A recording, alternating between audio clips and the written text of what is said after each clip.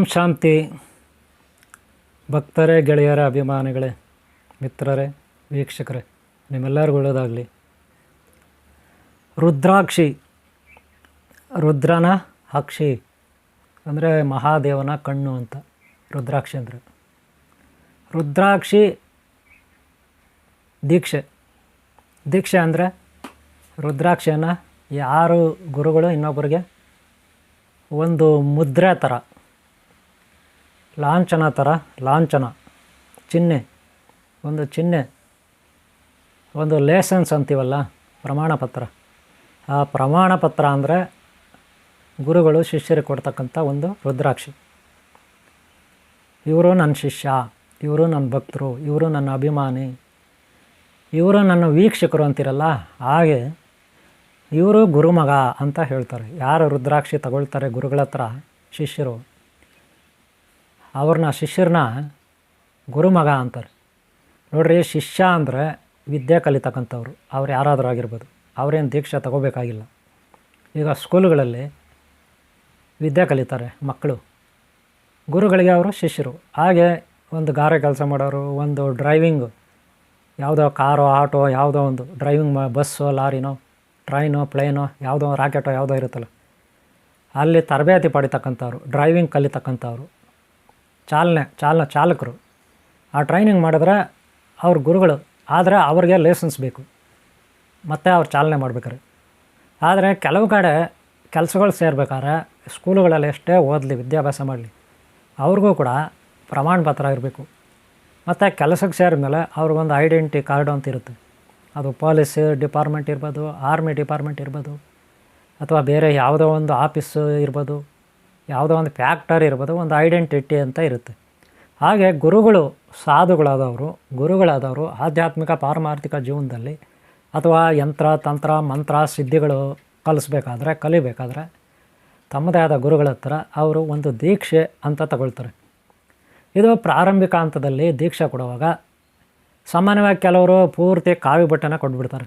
ನೋಡಪ್ಪ, ನೀನು ನನ್ನ ಶಿಷ್ಯ, ಹೋಗು ಇವತ್ತಿಂದ ಅಂದ್ಬಿಟ್ಟು ಅವನಿಗೆ ಇವರು ಒಂದಿನ ಬರೋಕೆ ಹೇಳಿರ್ತಾರೆ. ಅವನು ಶಿಷ್ಯ ಹೋಗ್ತಾನೆ. ಅವನಿಗೆ ಪೂರ್ತಿ ಕೇಶಮುಂಡನ ಅಂದರೆ ತಲೆ, ರೋಮ, ಕೂದಲೆಲ್ಲ ಬೋಡಿಸ್ತಾರೆ. ಒಂದು ನದಿ ಹತ್ರ, ಒಂದು ಯಾವುದೋ ತೀರ್ಥದ ಹತ್ರ, ತೀರ್ಥ ಇರುತ್ತಲ್ಲ, ಪುಣ್ಯತೀರ್ಥಗಳು, ಅಥವಾ ಕೆರೆ, ಹೊಂಡ, ಕುಂಡ, ನದಿ, ಸಾಗರ, ಅಲ್ಲಿ ಕೂರಿಸ್ಬಿಟ್ಟು ಅವನು ಕೇಶಮುಂಡನ ಪೂರ್ತಿ ಬಾಡಿ ಮಾಡಿಸ್ಕೋಬೇಕು. ಆಮೇಲೆ ಸ್ನಾನ ಮಾಡಿ ಶುಭ್ರವಾಗಿ ಏನೋ ಒಂದು ಅವ್ರದ್ದೇ ಆದ ಒಂದು ಯೂನಿಫಾರ್ಮ್ ಇರುತ್ತೆ, ಬಟ್ಟೆ, ಅದು ಹಾಕ್ಕೊಂಡು ಗುರುಗಳ ಹತ್ರ ಕೂತ್ಕೋಬೇಕು. ಅವನು ಗುರುಗಳಿಗೆ ದಕ್ಷಿಣೆ ಕೊಡಬೇಕು, ಹಣ್ಣು ಹಂಪಲು ಕೊಡಬೇಕು, ಅಕ್ಕಿ ಬೇಳೆ ತರಕಾರಿ, ಜೊತೆಗೆ ಗುರುಗಳಿಗೆ ಒಂದು ಜೊತೆ ಬಟ್ಟೆ ಕೊಡಬೇಕು. ಟೋಟಲಾಗಿ ಒಂದು 3,000 2,000 ಎಷ್ಟೋ ಆಗುತ್ತೆ, ಅಷ್ಟು ಕೊಡಬೇಕು. ಅವನು ಕೊಟ್ಬಿಟ್ಟು ಅವ್ರ ಹತ್ರ ದೀಕ್ಷೆ ತಗೋಬೇಕು. ಏನು ಮಂತ್ರೋಪದೇಶ. ಇದರಲ್ಲಿ ಬೇರೆ ಬೇರೆ ಟೈಪ್ ಇದೆ. ಒಬ್ಬೊಬ್ಬರು ಒಂದೊಂದು ರೀತಿ ಕೊಡ್ತಾರೆ, ಅದು ನನಗೆ ಅಷ್ಟು ಗೊತ್ತಿಲ್ಲ. ಆದರೆ ನಾನು ಯಾವ ರೀತಿ ಕೊಡ್ತೀನಿ ಅಂದರೆ, ಮೊದಲು ಒಂದು ದಾರ ಅಷ್ಟೇ ಅವ್ರಿಗೆ, ಬರೀ ಒಂದು ದಾರ ಅಂದರೆ ಏನು, ಕೇಸರಿ ಕಲರ್ ದಾರ, ಕೈಗೆ ಕಟ್ಟೋದು, ಅಥವಾ ಇಲ್ಲಿ ಕೈಗೆ, ಅಥವಾ ಕುತ್ತಿಗೆಲ್ಲ ಹಾಕೊಳ್ಳಿ, ಯಾರು ಬೇಡ ಅಂತಾರೆ. ಇದು ಪ್ರಥಮ ಹಂತ. ಎರಡನೇ ಹಂತದಲ್ಲಿ ಅವ್ರಿಗೆ ನಾವು ರುದ್ರಾಕ್ಷಿ ಕೊಡ್ತೀವಿ. ಅಂದರೆ ಅವ್ರು ಸ್ವಲ್ಪ ಇಂಪ್ರೂವ್ ಆದರೆ, ವಿದ್ಯೆ ಕಲಿತು ಅಥವಾ ವಿಶ್ವಾಸಕ್ಕೆ ಪಾತ್ರ ಆದರೆ, ಗುರುಗಳಿಗೆ ಒಳ್ಳೆಯ ಸತ್ಪಾತ್ರ ಶಿಷ್ಯ ಆದರೆ, ಆಮೇಲೆ ರುದ್ರಾಕ್ಷಿ ದೀಕ್ಷೆ ಕೊಡ್ತೀವಿ. ಆಮೇಲೆ ಒಂದು ಟವಲ್, ಕೇಸರಿ ಕಲರ್ ಟವಲ್ ಕೊಡ್ತೀವಿ. ಆಮೇಲೆ ಇನ್ನೊಂದು ಸಾರಿ ಅವ್ರಿಗೆ ಕೇಸರಿ ಕಲರ್ ಪಂಚೆ ಕೊಡ್ತೀವಿ. ಪಂಚೆ ಲುಂಗಿ ಅಂತೀವಲ್ಲ, ಪಂಚೆ ಅದು ಕೊಡ್ತೀವಿ. ಆಮೇಲೆ ಶರ್ಟ್ ಕೊಡ್ತೀವಿ. ಈಗ ಎಷ್ಟಾಯಿತು, ದಾರಾನೂ ಸಿಕ್ತು, ರುದ್ರಾಕ್ಷಿನೂ ಸಿಕ್ತು, ಟವಲ್ಲು ಸಿಕ್ತು, ಪಂಚನೂ ಸಿಕ್ತು, ಶರ್ಟು ಸಿಕ್ತು. ಅಂದರೆ ಪೂರ್ತಿಯಾಗಿ ನಮ್ಮ ಥರ ಅವರು ಗುರುಗಳಾಗ್ತಾರೆ. ಇಷ್ಟು ಹಂತಗಳಿರುತ್ತೆ, 4 ಹಂತ ಇರುತ್ತೆ. ಈ 4 ಹಂತಗಳು ಗುರುಗಳ ಹತ್ರ ಒಳ್ಳೆಯ ಶಿಷ್ಯ ಅನ್ಸ್ಕೋಬೇಕು, ಯೋಗ್ಯ ಶಿಷ್ಯ ಅಂತ. ಆವಾಗ ಅವರಿಗೆ ಪೂರ್ಣ ಪ್ರಮಾಣದಲ್ಲಿ ದೀಕ್ಷೆ ಸಿಗುತ್ತೆ. ಈಗ ವಿಚಾರಕ್ಕೆ ಬರೋಣ, ರುದ್ರಾಕ್ಷಿ ಯಾಕೆ ಕೊಡ್ತಾರೆ, ಮೊದಲು ದಾರ ಯಾಕೆ ಕೊಡ್ತಾರೆ ಅಂತ ನೋಡೋಣ. ದಾರದ ಮಹತ್ವ ಏನು ನೋಡಿ. ಕೇಸರಿ ದಾರ ಅಂದರೆ ಬಲಿದಾನ, ವೀರ, ಶೂರ, ಶೌರ್ಯ. ಆದರೆ ಬೇರೆಯವ್ರು ಏನು ಅಂದ್ಕೊಬಿಡ್ತಾರೆ ಅಂದರೆ, ದಾರ ಕಟ್ಕೊಬಿಟ್ರೆ ಇವರೇನು ಯಾರ ಮೇಲೆ ಫೈಟ್ ಮಾಡೋಂಗಿಲ್ಲ, ಯಾವುದೇ ಕೆಟ್ಟ ಕೆಲಸ ಮಾಡೋಂಗಿಲ್ಲ, ಯಾವುದೇ ಕುಡಿಯೋಂಗಿಲ್ಲ, ಕಳ್ತನ ಮಾಡೋಂಗಿಲ್ಲ, ಯಾರ ಮೇಲೂ ರೇಗೋಂಗಿಲ್ಲ, ಜಗಳ ಮಾಡೋಂಗಿಲ್ಲ, ಜೋರಾಗಿ ಮಾತಾಡೋಂಗಿಲ್ಲ ಅನ್ನೋ ಥರ.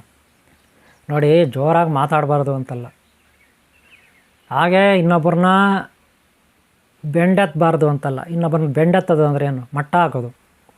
ಯಾರೋ ಈಗ ಗ್ಯಾಂಗ್ ರ್ಯಾಪ್ ಮಾಡ್ತಾರೆ ಅಂತ ಇಟ್ಕೊಳ್ಳಿ, ಹುಡುಗಿರನ್ನ, ಅನಾಥ ಹೆಣ್ಣುಮಗುವನ್ನು, ಅಬಲೆ ದುರ್ಬಲರು ಅಸಹಾಯಕರ ಮೇಲೆ ಯಾರೋ ಗ್ಯಾಂಗ್ ರ್ಯಾಪ್ ಮಾಡ್ತಾರೆ. ಆವಾಗ ನೀವು ನೋಡ್ಕೊಂಡು ಸುಮ್ಮನೆ ಇರ್ತೀರಾ? ಇರೋಕ್ಕಾಗುತ್ತಾ ನೀವು ಹೇಳಿ? ಅಂಥ ಕಡೆ ನಾವು ನಮ್ಮ ಪ್ರಾಣ ಹೋದರೂ ಪರವಾಗಿಲ್ಲ, ಅವ್ರನ್ನ ಕಾಪಾಡಬೇಕು. ಕಾಪಾಡಲಿಕ್ಕೆ ಪ್ರಯತ್ನ ಪಟ್ಟ ಸತ್ತರೂ ಪರವಾಗಿಲ್ಲ, ನಾವು ಪ್ರಯತ್ನ ಪಟ್ಟು ಸತ್ತರೂ ಪರವಾಗಿಲ್ಲ. ಬಲಿದಾನ, ಆ ಬಲಿದಾನಗೋಸ್ಕರ ನಾವು ಈ ಕೈಗೆ ಕೇಸರಿ ದಾರ ಕಟ್ಟೋದು ಉದ್ದೇಶ ಅಷ್ಟೇ. ಕೇಸರಿ ದಾರ ಕಟ್ಟೋದೇನೆಂದರೆ ಒಳ್ಳೆಯದನ್ನು ಕಾಪಾಡು, ಅಂದರೆ ಧರ್ಮವನ್ನು ರಕ್ಷಿಸು. ಧರ್ಮ ಅಂದ್ರೇನು? ಒಳ್ಳೆಯದು. ಒಳ್ಳೆಯದಂದ್ರೇನು? ಯಾರು ಕೆಟ್ಟ ಕೆಲಸ ಮಾಡ್ತಾರೆ ಅದನ್ನು ನಾವು ತಡಿಬೇಕು, ಅದೇ ಧರ್ಮ ಅಂದರೆ. ಸುಮ್ಮನೆ ನಮ್ಮದು ಆ ಧರ್ಮ, ನಮ್ಮದು ಈ ಧರ್ಮ, ನಮ್ಮ ಧರ್ಮ ದೊಡ್ಡದು, ನಿಮ್ಮ ಧರ್ಮ ಕೀಳ್ಮಟ್ಟ, ಅದು ಕೀಳ್ಮಟ್ಟ, ಇದು ಕೀಳ್ಮಟ್ಟ, ಆ ಜಾತಿ ಈ ಜಾತಿ, ಆ ಕುಲ ಈ ಕುಲ, ಅದಲ್ಲ. ನಿಜವಾದ ಕುಲ, ನಿಜವಾದ ಧರ್ಮ ಅಂದರೆ ಕೆಟ್ಟದ್ದನ್ನು ತಡೆಯೋದು, ಹಿಂಸೆಯನ್ನು ತಡೆಯೋದು. ಆಗ ನೀವು ಅಹಿಂಸಾತ್ಮಕರಾಗ್ತೀರ, ಆಗ ನೀವು ಒಳ್ಳೆಯವರಾಗ್ತೀರ, ಆಗ ಧರ್ಮನ ನೀವು ರಕ್ಷಣೆ ಮಾಡ್ದಂಗೆ ಆಗ್ತದೆ. ಧರ್ಮ ಅಂದರೆ ಒಳ್ಳೆಯ ಗುಣ, ಒಳ್ಳೆಯ ಕೆಲಸಗಳು ಅಂತ ಅರ್ಥ. ಇವತ್ತಿಂದ ತಿಳ್ಕೊಳ್ಳಿ. ಅದಕ್ಕೆ ಮೊದಲನೇದಾಗಿ ದಾರ ಕೊಟ್ಟಿರ್ತೀವಿ. ಇವರು ಹೆಂಗೆ ಒಂದೇ ಸಾರಿ ರುದ್ರಾಕ್ಷಿ ಕೊಡೋಲ್ಲ, ಆಮೇಲೆ ರುದ್ರಾಕ್ಷಿ ಕೊಡ್ತೀವಿ ಸ್ವಲ್ಪ ದಿನ ಬಿಟ್ಟು, 1-2 ತಿಂಗಳು 3 ತಿಂಗಳು ಬಿಟ್ಟು. ಆಮೇಲೆ ಇನ್ನೊಂದು 3 ತಿಂಗಳು ಬಿಟ್ಟು ಅವ್ರಿಗೆ ಪಂಚ ಟವಲ್ ಕೊಡ್ತೀವಿ, ಟವಲ್, ಕೇಸರಿ ಟವಲ್. ಆಮೇಲೆ ಇನ್ನೊಂದು 3-4 ತಿಂಗಳು ಬಿಟ್ಟು, 6 ತಿಂಗಳು ಬಿಟ್ಟು ಪಂಚ ಕೊಡ್ತೀವಿ. ಆಮೇಲೆ ಇನ್ನೊಂದು 3-4 ತಿಂಗಳು ಬಿಟ್ಟು ಶರ್ಟ್ ಕೊಡ್ತೀವಿ. ಆದರೆ ಅವರು ಸತ್ಪಾತ್ರರಾಗಿರ್ಬೇಕು. ಅವಾಗೂ ಒಳ್ಳೆಯ ಶಿಷ್ಯ, ಒಳ್ಳೆಯ ಭಕ್ತ, ಒಳ್ಳೆಯ ವಿಧೇಯ ಇದೆ, ಅವನಲ್ಲಿ ವಿಧೇಯತೆ ಇದೆ, ಗುರುಗಳಲ್ಲಿ ಭಕ್ತಿ ಇದೆ ಅಂತ ಅವನು ಅದನ್ನು ಇದು ಮಾಡಬೇಕು, ಪ್ರೂಫ್ ಮಾಡಬೇಕು, ಸಾದರಪಡಿಸ್ಬೇಕು ಅವನು ಗುರುಗಳ ಹತ್ರ. ಅವನು ಗುರುಗಳ ಹತ್ರ ಅದನ್ನು ಸರಿಯಾಗಿ ಪ್ರಮಾಣೀಕರಿಸ್ಕೋಬೇಕು. ಆವಾಗ ಅವನಿಗೆ ಅಷ್ಟು ದೀಕ್ಷೆ ಸಿಗುತ್ತೆ. ಆವಾಗ ಪೂರ್ಣ ಪ್ರಮಾಣದ ಒಬ್ಬ ಗುರುವಾಗಿ ಅವನು ಪರಿವರ್ತನೆ ಆಗ್ತಾನೆ. ಇಲ್ಲ ಬಲಾತ್ಕಾರವಾಗಿ ಯಾರಿಗೂ ಎಲ್ಲಿ ದೀಕ್ಷೆ ಕೊಡಲ್ಲ. ಹಾಗಂತ ಎಷ್ಟೋ ದೀಕ್ಷೆ ತಗೊಂಡ್ರೂ ಕೂಡ ಫ್ಯಾಮಿಲರಾಗೇ ಇರ್ಬೋದು. ಹೆಂಡತಿ, ಮಕ್ಕಳು, ಅಪ್ಪ ಅಮ್ಮ, ಚಿಕ್ಕಪ್ಪ ಚಿಕ್ಕಮ್ಮ, ದೊಡ್ಡಪ್ಪ ದೊಡ್ಡಮ್ಮ, ಅಜ್ಜಿ ತಾತ, ಹಾಗೆ ಅಕ್ಕ ತಂಗಿ ಭಾವ ಎಲ್ಲರ ಜೊತೆ ಅವ್ರು ಇರ್ಬೋದು, ಮಕ್ಕಳ ಜೊತೆ ಎಲ್ಲ ಇರ್ಬೋದು. ಪೂರ್ತಿ ಕಾವಿ ಬಟ್ಟೆ ಹಾಕಲಿ, ಫ್ಯಾಮಿಲರಿಗೆ ಯಾವುದೇ ತೊಂದರೆ ಅಲ್ಲ, ಮನೆಯಲ್ಲೇ ಇರಲಿ. ಆದರೆ ನಾನ್ ವೆಜಿಟೇರಿಯನ್ ತಿನ್ನೋಂಗಿಲ್ಲ, ಎಣ್ಣೆ ಹೊಡೆಯೋಂಗಿಲ್ಲ, ಬೀಡಿ ಸಿಗರೇಟ್ ಕುಡಿಯೋಂಗಿಲ್ಲ. ಇದು ನನ್ನ ರೂಲ್ಸು. ಬೇರೆ ಬೇರೆಯವ್ರು ಹೆಂಗೋ ಅದು ನನಗೆ ಗೊತ್ತಿಲ್ಲ. ಮದುವೆ ಹೆಂಡತಿ ಮಕ್ಕಳು ಅವ್ರ ಜೊತೆ ಇರ್ಬೋದು, ಸಂಸಾರ ಮಾಡ್ಬೋದು, ಓಕೆನಾ? ಯಾಕಂದರೆ ಹಳೆಯ ಕಾಲದಲ್ಲಿ ಗುರುಗಳು, ಸಾಧು ಸಂತರು ಅವರೆಲ್ಲ ಗುಡ್ಸಲ್ಲ ಹಾಕ್ಕೊಂಡು ಕಾಡಲ್ಲಿ ಮಕ್ಕಳು ಮರಿ ಜೊತೆ, ಮೊಮ್ಮಕ್ಕಳ ಜೊತೆ, ಶಿಷ್ಯರ ಜೊತೆ ಇರೋರು. ಈಗ ವಸಿಷ್ಠ ಮಹರ್ಷಿಗೆ 108 ಮಕ್ಕಳೇನು ವಸಿಷ್ಠ ಮಹರ್ಷಿಗೆ. ಕಶ್ಯಪ ಮಹರ್ಷಿಗೆ ಎಷ್ಟು ಜನ ಪತ್ನಿಯರು ಅಲ್ವಾ? ಸುಮಾರು 15ಕ್ಕೂ ಹೆಚ್ಚು ಪತ್ನಿಯರು. ಯಾರಿಗೆ? ಕಶ್ಯಪ ಮಹರ್ಷಿಗೆ. ಅವರೇನು ಋಷಿ ಅಲ್ವಾ? ಹೀಗೆ ಋಷಿಕುಲ, ಋಷಿ ಧರ್ಮ, ಋಷಿಕುಲ, ಗೃಹಸ್ಥಾಶ್ರಮ, ಇಲ್ಲಿ ಆಶ್ರಮಗಳಿರುತ್ತೆ, ವರ್ಣಾಶ್ರಮಗಳು ಅಂತ 4. ನೋಡ್ರಿ, ಬ್ರಹ್ಮಚರ್ಯ ಅಂದರೆ ಮಠಾಧಿಪತಿಗಳು ಬ್ರಹ್ಮಚರ್ಯವನ್ನು ಪಾಲಿಸ್ಬೇಕು. ಯಾಕಂದರೆ ಅವ್ರ ಗುರುಗಳು ಅವರಿಗೆ ದೀಕ್ಷೆ ಕೊಡುವಾಗ ಉಪದೇಶ ಮಾಡಿರ್ತಾರೆ, ಜೀವನ ಪರ್ಯಂತ ನೀನು ಬ್ರಹ್ಮಚಾರಿ ಆಗಿರಬೇಕು. ಇಲ್ಲಿ ವಿದ್ಯಾಭ್ಯಾಸ ಮಾಡ್ತಕ್ಕಂಥ ಎಲ್ಲ ಗುರುಮಕ್ಕಳನ್ನು ಮಕ್ಕಳಂತೆ ನೋಡಬೇಕು. ಎಲ್ಲ ಹೆಣ್ಮಕ್ಳ ಮೇಲೆ ಗೌರವ ಇರಬೇಕು. ಎಲ್ಲ ಹೆಣ್ಮಕ್ಳನ್ನು ತಾಯಿಯಂತೆ ನೋಡಬೇಕು, ಸೋದರಿ ಭಾವನದಲ್ಲಿ ನೋಡಬೇಕು, ಮಕ್ಕಳಂತೆ ನೋಡಬೇಕಂತ ಅವ್ರ ಗುರುಗಳು ತಮ್ಮ ಶಿಷ್ಯರಿಗೆ ದೀಕ್ಷೆ ಕೊಡುವಾಗ ಉಪದೇಶ ಕೊಟ್ಟಿರ್ತಾರೆ. ಅದರಂತೆ ಇವರು ಉಪದೇಶ ತಗೊಂಡು ಪೀಠಾಧಿಪತಿ ಆದಾಗ ತನ್ನ ಗುರುಗಳ ಆಜ್ಞೆ ಏನಿದೆ, ಸಿದ್ಧಾಂತ ಏನಿದೆ, ತತ್ವಗಳೇನಿದೆ ಅದನ್ನು ಪಾಲನೆ ಮಾಡಬೇಕು. ಯಾಕಂದರೆ ಗುರುಕುಲದಲ್ಲಿ ಅಥವಾ ಆಶ್ರಮದಲ್ಲಿ ಇರ್ತಕ್ಕಂಥ ಮಠಾಧಿಪತಿಗಳು ಅಲ್ಲಿ ಎಷ್ಟೋ ಜನ ಹೆಣ್ಮಕ್ಳು ಇರ್ತಾರೆ, ಅವ್ರನ್ನ ದುರ್ಬಳಕೆ ಬಡಿಸ್ಕೋಬಾರ್ದು ಅನ್ನೋ ಒಂದೇ ಕಾರಣಕ್ಕೆ ಅವರು ಬ್ರಹ್ಮಚಾರ್ಯವನ್ನು ಪಾಲನೆ ಮಾಡಬೇಕು. ಅಲ್ಲಿನ ಆಸ್ತಿ ಪಾಸ್ತಿ ಅದನ್ನು ಕಬಳಿಸಬಾರ್ದು ಅನ್ನೋ ಉದ್ದೇಶಕ್ಕೆ ಅವರು ಬ್ರಹ್ಮಚಾರ್ಯವನ್ನು ಪಾಲನೆ ಮಾಡಬೇಕು ಮಠಾಧಿಪತಿಗಳು. ಆದರೆ ಕೆಲವೊಂದು ಮಠಗಳಲ್ಲಿ ಆಶ್ರಮ ಇರ್ತದೆ, ಅಂದರೆ ಸ್ವಂತ ಮಾಡ್ಕೊಂಡಿರ್ತಾರೆ ಕೆಲವರು, ಅಥವಾ ಅವ್ರ ಗುರುಗಳ ಪದ್ಧತಿ ಇರುತ್ತೆ. ಯಾವ ರೀತಿ ಅಂದರೆ ಹೆಂಡತಿ ಮಕ್ಕಳ ಜೊತೆ ಅವ್ರು ಇರ್ಬೋದು, ಅದೇನೋ ಅಭ್ಯಂತರ ಇರಲ್ಲ, ಋಷಿಮುನಿ ಪದ್ಧತಿ. ಹಾಗೆ ನನ್ನ ಪದ್ಧತಿ ಋಷಿಮುನಿ ಪದ್ಧತಿ, ಹೆಂಡತಿ ಮಕ್ಕಳ ಜೊತೆ ಇರ್ಬೋದು, ನನ್ನ ಪದ್ಧತಿ. ಗೊತ್ತಾಯ್ತಲ್ಲ? ಇದು ರುದ್ರಾಕ್ಷಿ ದೀಕ್ಷೆ. ಆದರೆ ರುದ್ರಾಕ್ಷಿ ದಾರ ಏನು ಬಲಿದಾನವನ್ನು ಸೂಚಿಸುತ್ತೆ. ರುದ್ರಾಕ್ಷಿ ಏನನ್ನು ಹೇಳುತ್ತೆ ನೋಡ್ರಿ, ಭೂತ ಪ್ರೇತ ಪಿಶಾಚಿಗಳು, ಕೆಟ್ಟವರು, ಕೆಟ್ಟ ದೃಷ್ಟಿ, ವಕ್ರ ದೃಷ್ಟಿ, ದಾರಿದ್ರ್ಯ ಇವ್ಯಾವ ನಿಮ್ಮ ಹತ್ರ ಸುಳಿಬಾರ್ದು, ನಿಮಗೆ ತೊಂದರೆ ಮಾಡಬಾರ್ದು, ರೋಗ ರುಜಿನಗಳು ಬರಬಾರ್ದು ಅಂದರೆ ರುದ್ರಾಕ್ಷಿ ಇರಬೇಕು. ರುದ್ರಾಕ್ಷಿ ಅಂದರೆ ಶಿವನ ಒಂದು ತ್ರಿನೇತ್ರ ಇದೆಲ್ಲ ಕಣ್ಣು, ಅದರಿಂದ ಬಂದಂಥ ರಕ್ತ ಅಂತ ತಿಳ್ಕೊಳ್ಳೋದು. ಶಿವನ ಕಣ್ಣಿಂದ ಬಂದಂಥ ರಕ್ತ. ನಿಮಗೆ ಬೇಡರ ಕಣ್ಣಪ್ಪನ ಕತೆ ಗೊತ್ತಿದೆ ಅಲ್ವಾ? ಬೇಡರ ಕಣ್ಣಪ್ಪ ಯಾರು? ಒಬ್ಬ ಮಾಂಸಾಹಾರಿ ಆಗಿದ್ದ, ಬೇಟೆಗಾರನಾಗಿದ್ದ. ಆಕಸ್ಮಿಕವಾಗಿ ಶಿವನ ಭಕ್ತನಾದ, ಶಿವನನ್ನು ಆರಾಧಿಸ್ತಾ ಬಂದ. ಪ್ರಾಣಿಗಳನ್ನು ಬೇಟೆಯಾಡೋದು, ಅದರ ಮಾಂಸವನ್ನೇ ತಂದು ಶಿವನಿಗೆ ನೈವೇದ್ಯ ಇಡ್ತಿದ್ದ. ಅಂಥವನಿಗೆ ಯಾರ್ಯಾರೋ ಅವಮಾನ ಮಾಡಿದ್ರು, ಅವೇಳನ ಮಾಡಿದ್ರು, ತೀಟ್ಲೆ ಮಾಡಿದ್ರು, ಹಿಂಸೆ ಕೊಟ್ಟರು. ಆದರೂ ಆತ ಶಿವಭಕ್ತಿ ಬಿಡಲಿಲ್ಲ. ಲಾಸ್ಟ್ಗೆ ಶಿವನ ಎರಡೂ ಕಣ್ಣುಗಳಲ್ಲಿ ನೀರು ಬರ್ತಿತ್ತು. ಒಂದು ಕಣ್ಣಲ್ಲಿ ನೀರು ಬರ್ತಿತ್ತು ಶಿವನಿಗೆ. ಅದನ್ನು ನೋಡಿ ಬೇಡರ ಕಣ್ಣಪ್ಪ ತನ್ನ ಕಣ್ಣನ್ನು ಕಿತ್ತು ಶಿವನಿಗೆ ಆ ಕಣ್ಣು ಹಾಕ್ತಾನೆ, ಒಂದು ಕಣ್ಣನ್ನು. ಆಮೇಲೆ ಇನ್ನೊಂದು ಕಣ್ಣಲ್ಲಿ ನೀರು ಬರೋಕ್ಕೆ ಶುರುವಾಗುತ್ತೆ. ಆವಾಗ ಇನ್ನೂ ಒಂದು ಕಣ್ಣನ್ನು ಕಿತ್ತು ಅದನ್ನು ಹಾಕ್ತಾನೆ.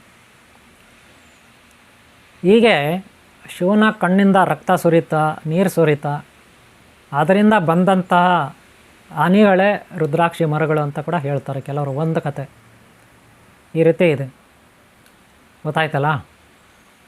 ಹೀಗೆ ರುದ್ರಾಕ್ಷಿ ಮರ ಅಂತಾರೆ. ಆ ರುದ್ರನ ಒಂದು ಇದು ಅಂತ, ಗೊತ್ತಾಯ್ತಲ್ಲ? ಆ ರುದ್ರ ಅಂದರೆ ಯಾರು? ರೋಗ ರುಜಿನಗಳನ್ನು ನಾಶ ಮಾಡ್ತಕ್ಕಂಥ ರಾಜಾದಿರಾಜ ರುದ್ರ. ಭೂತ ಪ್ರೇತ ಪಿಶಾಚಿಗಳಿಗೆ ರಾಜಾದಿರಾಜ ರುದ್ರ. ದುಷ್ಟ ಸಂಹಾರಕ, ಶಿಷ್ಟ ರಕ್ಷಕ. ಅಂಥವನ ಪ್ರತಿರೂಪ, ಅಂಥವನ ಶರೀರದ ಅಂಶ ಈ ರುದ್ರಾಕ್ಷಿ ಅಂತ ಹೇಳ್ತಾರೆ, ಗೊತ್ತಾಯ್ತಲ್ಲ? ರುದ್ರನ ಅಕ್ಷಿ ಅಂದರೆ ರುದ್ರನ ಕಣ್ಣು ಅಂತ. ಇದು ಒಂದು ರೀತಿಯಲ್ಲಿ ಹೇಳ್ತಾರೆ. ಇನ್ನೂ ಬೇರೆ ಬೇರೆ ರೀತಿಯಲ್ಲಿ ಅವ್ರವ್ರಿಗೆ ಇಷ್ಟ, ಅವ್ರವ್ರ ಕಲ್ಪನೆಗೆ ಆಧಾರದ ಮೇಲೆ ಹೇಳ್ತಾರೆ. ಓಕೆ, ಇರಲಿ, ಏನೇ ಇರಲಿ, ರುದ್ರಾಕ್ಷಿ ಅಂದರೆ ಶಿವನ ಒಂದು ಅಂಶ. ಅಂಥ ರುದ್ರಾಕ್ಷಿನ ನಾವು ಕುತ್ತಿಗೆಯಲ್ಲಿ ಕಟ್ಕೊಂಡ್ರೆ, ದೀಕ್ಷೆ ತಗೊಂಡ್ರೆ ನಮಗೆ ಯಾವುದೇ ರೀತಿಯ ರೋಗಗಳು, ಕಷ್ಟಗಳು, ಶತ್ರುಬಾಧೆ, ದಾರಿದ್ರ್ಯ ಬಾಧೆ ಇರೋದಿಲ್ಲ ಅನ್ನೋದು ಇಲ್ಲಿ. ಇನ್ನು ಟವಲ್ಲು, ಕೇಸರಿ ಟವಲ್ಲು, ಕೇಸರಿ ಲುಂಗಿ, ಕೇಸರಿ ಶರ್ಟು, ಇದರ ಅರ್ಥ ಏನಂದರೆ ಒಂದು ಯೂನಿಫಾರಮ್, ಒಬ್ಬ ಗುರುವಿಗೆ ಸಲ್ಲಬೇಕಾದ ಗೌರವ, ಸ್ಥಾನಮಾನ ಇಲ್ಲಿ ಸಿಗುತ್ತೆ. ಇಂಥ ದೀಕ್ಷೆಯನ್ನು ಒಳ್ಳೆಯವರು ಯಾರು ಬೇಕಾದ್ರು ತಗೋಬೋದು, ನನ್ನ ಹತ್ರ ಕೂಡ ತಗೋಬೋದು. ನಾವು ಆಗಾಗ ಬೇರೆ ಬೇರೆ ಕಡೆ ನಾವು ಕೆಲವೊಂದು ದೀಕ್ಷಾ ಕಾರ್ಯಕ್ರಮಗಳು ಇಟ್ಕೊಳ್ತೀವಿ. ಹಾಗೆ ಈಗ 31ನೇ ತಾರೀಕು ಶನಿವಾರ, 31ನೇ ತಾರೀಕು ಶನಿವಾರ 5ನೇ ತಿಂಗಳು 2025ನೇ ಇಸ್ವಿ ಬೆಳಗ್ಗೆ 9:15 ಮಧ್ಯಾಹ್ನ 1:00ವರೆವರೆಗೂ ಹುಣಸೆಕುಂಟೆ ಗ್ರಾಮ, ಸೊನಗಾನಹಳ್ಳಿ ಹೋಬಳಿ ಅಂಚೆ, ಮಂಡಲ್ ಅಂಚೆ, ಸೊನಗಾನಹಳ್ಳಿ ಅಂಚೆ, ಗೌರಿಬಿದನೂರು ತಾಲೂಕು, ಚಿಕ್ಕಬಳ್ಳಾಪುರ ಜಿಲ್ಲೆ. ಇಲ್ಲಿ ದೀಕ್ಷಾ ಕಾರ್ಯಕ್ರಮ ಇದೆ, ಮಂಡಲ ಪೂಜೆ ಇದೆ. ಆಸಕ್ತಿ ಇರೋರು ನನ್ನ ನಂಬರ್ಗೆ ನೀವು ಕಾಲ್ ಮಾಡ್ಬೋದು. ಅಲ್ಲಿ ನೀವು ದಾರ ತಗೊಳ್ತಿರೋ, ರುದ್ರಾಕ್ಷಿ ತಗೊಳ್ಳೋರು ಅಲ್ಲಿ ನಿಮ್ಮ ಒಂದು ಸಾಮರ್ಥ್ಯಕ್ಕೆ ಅನುಗುಣವಾಗಿ ದೀಕ್ಷೆ ತಗೋಬೋದು. ಆಮೇಲೆ ನೀವು ಸಾಧನೆ ಮಾಡ್ಬೋದು. ಏನೇನು ಸಾಧನೆ? ಯಂತ್ರ, ತಂತ್ರ, ಮಂತ್ರ, ಶ್ರೀಚಕ್ರ ಪ್ರತಿಷ್ಠಾಪನೆ, ಹೋಮ, ಪೂಜೆ, ಹವನ, ಹಾಗೆ ಅಭಿಷೇಕ, ಇವೆಲ್ಲ ಕಲಿಬೋದು. ಪೂಜೆಗಳ ಹೇಗೆ ಮಾಡೋದು ಅದೆಲ್ಲ ಕಲಿಬೋದು. ಇಲ್ಲ ಆನ್ಲೈನ್ ಕ್ಲಾಸಸ್ ಇರುತ್ತೆ, ಕಲಿಬೋದು. ಹಾಗೆ ಸಿದ್ಧಿಗಳನ್ನು, ದೇವತಾ ಸಿದ್ಧಿಗಳನ್ನು, ದೈವಿ ಸಿದ್ಧಿಗಳನ್ನು ಮಾಡ್ಕೋಬೋದು. ಹಾಗೆ ಸುಖ, ಸಂತೋಷ, ಆನಂದಕ್ಕಾಗಿ, ಮುಕ್ತಿ, ಜೀವನ್ಮುಕ್ತಿ, ಮೋಕ್ಷವನ್ನು ಪಡೀಲಿಕ್ಕಾಗಿ ಆಧ್ಯಾತ್ಮಿಕ ಪಾರಮಾರ್ಥಿಕ ಸೇವೆ, ಹಾಗೆ ಹಿಂದೂ ಧರ್ಮದ ಸೇವೆಯನ್ನು ನೀವು ಮಾಡ್ತಾ ಇಲ್ಲಿ ಒಬ್ಬ ಒಳ್ಳೆಯ ವ್ಯಕ್ತಿಯಾಗಿ, ಸತ್ಪ್ರಜೆಯಾಗಿ, ಲೋಕ ಕಲ್ಯಾಣಕಾರಿಯಾಗಿ ಇಲ್ಲಿ ನೀವು ಬೆಳೀಬೋದು. ಅಷ್ಟು ಅವಕಾಶ ಇರುತ್ತೆ. ಇಷ್ಟ ಇರೋರು ಕಾಲ್ ಮಾಡಿ. ಅಲ್ಲಿ ಕಾರ್ಯಕ್ರಮದಲ್ಲಿ ಭಾಗಿಯಾಗಿ, ಅಥವಾ ನನ್ನನ್ನು ಯಾರಾದರೂ ನೋಡಬೇಕು ಅನಿಸಿದ್ರೆ, ಸದ್ಯಕ್ಕೆ 31ನೇ ತಾರೀಕು ಶನಿವಾರ 5ನೇ ತಿಂಗಳು 2025ನೇ ಇಸ್ವಿ ಅಲ್ಲಿ ನಾನು ಸಿಗ್ತೀನಿ. ಎಲ್ಲಿ? ಹುಣಸೆಕುಂಟೆ ಗ್ರಾಮ, ಸೊನಗಾನಹಳ್ಳಿ ಅಂಚೆ ಅಥವಾ ಮಂಡಲ್, ಗೌರಿಬಿದನೂರು ತಾಲೂಕು, ಹಾಗೆ ಚಿಕ್ಕಬಳ್ಳಾಪುರ ಜಿಲ್ಲೆ, ಅಲ್ಲಿ ಸಿಗ್ತೀವಿ. ಓಕೆನಾ? ಈಗ ರುದ್ರಾಕ್ಷಿ, ದಾರ, ಕೇಸರಿ ಟವಲ್, ಕೇಸರಿ ಪಂಚೆ, ಕೇಸರಿ ಶರ್ಟು, ಇದರ ಮಹತ್ವ ಅರ್ಥ ಆಯ್ತಲ್ಲ. ಆದರೆ ನಾವು ಕೊಡೋದು ಕೇಸರಿ ಕಲರ್ ಯೂನಿಫಾರಮ್, ಹಾಗಂತ ಎಲ್ಲರೂ ಅದೇ ಕೊಡೋಲ್ಲ. ಬೇರೆ ಬೇರೆ ಕೆಲವರು ವೈಟ್ ಆ್ಯಂಡ್ ವೈಟ್ ಕೊಡ್ತಾರೆ, ಬರೀ ವೈಟ್ ಶರ್ಟು, ವೈಟ್ ಪಂಚೆ ಅವೆಲ್ಲ ಕೊಡ್ತಾರೆ. ಇನ್ನು ಕೆಲವರು ಇನ್ನೇನೋ ಕಲರ್ ಕೊಡ್ತಾರೆ, ಬ್ಲ್ಯಾಕ್ ಕಲರ್ ಕೊಡ್ತಾರೆ, ಇನ್ಯಾರೋ ಗ್ರೀನ್ ಕಲರ್ ಕೊಡ್ತಾರೆ. ನೀವು ನೋಡಿರ್ಬೋದು ಕ್ರಿಶ್ಚಿಯನ್ರು ಏನು ಮಾಡ್ತಾರೆ, ಯಾವ ಕಲರ್? ಕ್ರಿಶ್ಚಿಯನ್ರು. ಹಾಗೆ ಇಸ್ಲಾಮಿಕ್, ಮುಸ್ಲಿಮ್ರು ಯಾವುದು? ಹಾಗೆ ಹಿಂದೂಗಳು, ಹಾಗೆ ಬೌದ್ಧರು, ಹಾಗೆ ಜೈನರು, ಇವೆಲ್ಲ ನೀವು ನೋಡಿದ್ರೆ ಅವ್ರ ಯೂನಿಫಾರಮ್ಗಳು ಬೇರೆ ಬೇರೆ ಇರುತ್ತೆ. ಯೂನಿಫಾರಮ್ ಉದ್ದೇಶ ಏನಂದರೆ ಅವರು ವಿದ್ಯೆ ಕಲ್ತಿರ್ತಾರೆ, ಯಾವುದೋ ಒಂದು ವಿದ್ಯೆ, ಅದಕ್ಕೆ ಅವರು ಇಂಥ ವಿದ್ಯೆ ಕಲ್ತಿದ್ದಾರೆ ಅಂತ ನಾವು ಅವ್ರನ್ನ ಗುರುತಿಸ್ಬೇಕಲ್ಲ. ಅವ್ರನ್ನ ಹೇಗೆ ಗುರುತಿಸೋದು? ಅವ್ರ ಯೂನಿಫಾರಮ್ ನೋಡಿ ನಾವು ಗುರುತಿಸ್ತೀವಿ. ಇವರು ಕಂಡಕ್ಟ್ರು, ಇವರು ಡ್ರೈವರು, ಇವರು ಆಟೋ ಡ್ರೈವರು, ಇವರು ಬಸ್ ಡ್ರೈವರು, ಅವರು ಪೊಲೀಸು, ಇವರು BSF, army, commando, major, SP, SI, constable, DIG ಇತ್ಯಾದಿನ ಗುರ್ಸೋದು ಹೆಂಗೆ? ಅವ್ರ ಮೇಲೆ ಸ್ಟಾರ್ಗಳಿರುತ್ತೆ. ಅವರು ಏನೇನೋ ಅವ್ರದ್ದು ಲಾಂಛನಗಳಲ್ಲಿ ಹಾಕ್ಕೊಂಡಿರ್ತಾರೆ ಪಾಕೆಟ್ ಮೇಲೆ, ಇಲ್ಲಿ ಭುಜದ ಮೇಲೆ ಎಲ್ಲ ಸ್ಟಾರ್ಗಳು. ಅದು ನೋಡಿ ನಾವು ಗುರುತಿಸ್ತೀವಿ. ಆ ರೀತಿ ಗುರುತು ಹಿಡಿಯಲಿಕ್ಕಾಗಿ, ಐಡೆಂಟಿಫಿಕೇಷನ್ ಮಾಡಲಿಕ್ಕಾಗಿ ಗುರುಗಳು ಶಿಷ್ಯರಿಗೆ ಕೊಡ್ತಕ್ಕಂಥ ಒಂದು ಪದವಿಗಳು, ಸ್ಥಾನಮಾನಕ್ಕೆ ತಕ್ಕಂತೆ. ಈಗ ಗೊತ್ತಾಯ್ತಲ್ಲ, ದೀಕ್ಷಾ ಅಂದರೆ ಇಷ್ಟೇ. ಆದರೆ ಇದಕ್ಕೆ ಬೆಲೆ ಇರುತ್ತೆ. ಆಧ್ಯಾತ್ಮದಲ್ಲಿ ಹಂಗಲ್ಲ. ಆಧ್ಯಾತ್ಮದಲ್ಲಿ ರುದ್ರಾಕ್ಷಿಗೆ ಬಹಳ ಕೇಸರಿ ಟವಲ್ಗೆ ಬಹಳ ಜಗತ್ತಿನಲ್ಲಿ ಯಾರಿಗೆ ಏನೇ ಕಷ್ಟ ಬಂದರೂ ರಕ್ಷಣೆ ಮಾಡೋ ಸಾಮರ್ಥ್ಯ, ಧರ್ಮನ ರಕ್ಷಣೆ ಮಾಡ್ತಾರಲ್ಲ ಅವ್ರಿಗೆ ಮಾತ್ರ ಯಥೇಚ್ಛವಾಗಿರುತ್ತೆ. ಅವ್ರ ಜವಾಬ್ದಾರಿ ಕೂಡ ಯಥೇಚ್ಛವಾಗಿರುತ್ತೆ. ಅದಕ್ಕಾಗಿ ಆಧ್ಯಾತ್ಮ ಪಾರಮಾರ್ಥಿಕ ಸೇವೆಯೇ ನಮ್ಮ ಮನಸ್ಸಿನಲ್ಲಿರಬೇಕು. ಯಾವುದೇ ಫಲಾಪೇಕ್ಷೆ ಇಲ್ಲದೆ, ಯಾವುದೇ ಆಸೆ ಇಲ್ಲದೆ ನಾವು ಒಳ್ಳೆಯ ವ್ಯಕ್ತಿಗಳಾಗಿ ಸೇವೆ ಮಾಡಬೇಕು, ಧರ್ಮ ಸೇವೆ. ಆಗ ಶಿವ ಒಲಿತಾನೆ, ಧರ್ಮ ದೇವತೆ ಶಿವ, ಅವನು ಒಲಿತಾನೆ. ಅವನು ಒಲಿದ್ರೆ ನಮಗೆಲ್ಲ ಸುಖ, ಸಂತೋಷ, ಆನಂದ, ನಮ್ಮ ಜನ್ಮ ಸಾರ್ಥಕತೆ ಪಡೆಯುತ್ತೆ. ಓಕೆನಾ ಇವರೇ? ನಿಮ್ಗೆ ಒಳ್ಳೆಯದಾಗಲಿ. ಇಷ್ಟ ಆದರೆ ಕಾಲ್ ಮಾಡಿ. ಇಲ್ಲಿ ಆನ್ಲೈನ್ ಕ್ಲಾಸುಗಳಿರುತ್ತೆ, ಆನ್ಲೈನ್ ಕ್ಲಾಸ್ಗೂ ಸೇರ್ಕೊಳ್ಳಿ, ಕಾಲ್ ಮಾಡಿ, ನಮ್ಮ ನಂಬರ್ ತಗೊಳ್ಳಿ. ಕಾಮೆಂಟ್ ಬಾಕ್ಸಲ್ಲಿ ಬರೀರಿ, ನಂಬರ್ ಕೊಡ್ತೀನಿ, ಕಾಮೆಂಟ್ ಬಾಕ್ಸಲ್ಲಿ ಬರೀರಿ, ನನಗೆ ಕನೆಕ್ಟ್ ಆಗಿ. ಓಕೆನಾ? ಓಕೆ, ನಿಮ್ಗೆ ಒಳ್ಳೆಯದಾಗಲಿ. ನಿಮ್ಮನ್ನ ಯಾರನ್ನ ಇಷ್ಟಪಡ್ತಾರೋ ಅವ್ರು ಒಳ್ಳೆಯದಾಗಲಿ. ಓಂ ಶಾಂತಿ, ಓಂ ಶಾಂತಿ, ಓಂ ಶಾಂತಿ.